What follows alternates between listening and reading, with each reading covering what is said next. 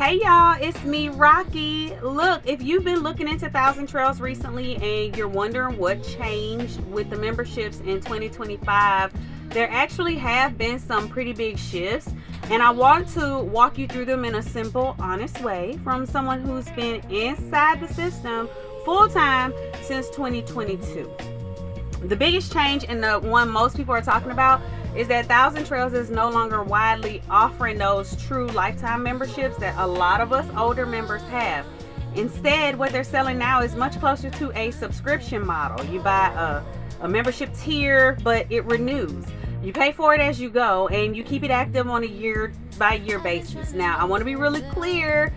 That doesn't automatically mean the new memberships have no value. There's still a lot of value there, especially if you're someone who travels full time or you're trying to cut down on housing costs. The perks are still there.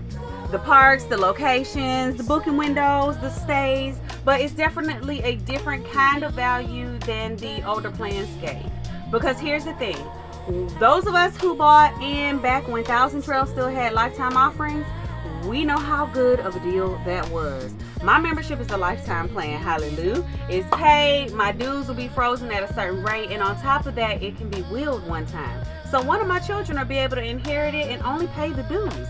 That's a level of long-term stability that's honestly rare in the RV world. So when people say, wow, that old membership was incredible, they're not exaggerating, because it really was. And everyone who has one, including myself, is very grateful.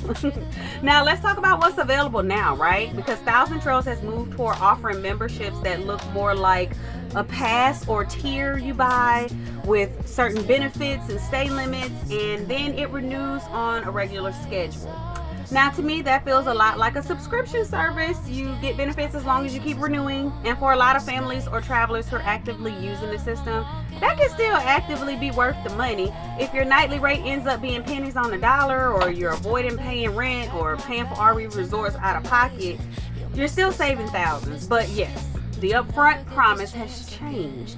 You're no longer buying something that's fully yours forever with no expiration date. And one thing I do want to point out, because this part matters, even though Thousand Trails isn't selling the old lifetime plans directly anymore, you may still be able to purchase one from a private seller.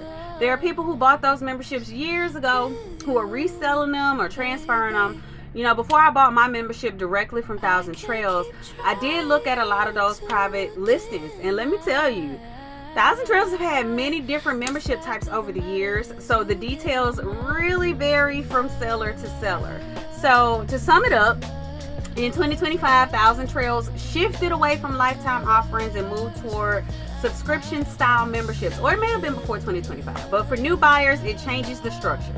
But it doesn't erase the value of the system. It just means that you have to look at your travel style, your budget, and whether an annual renewal still makes financial sense for your life.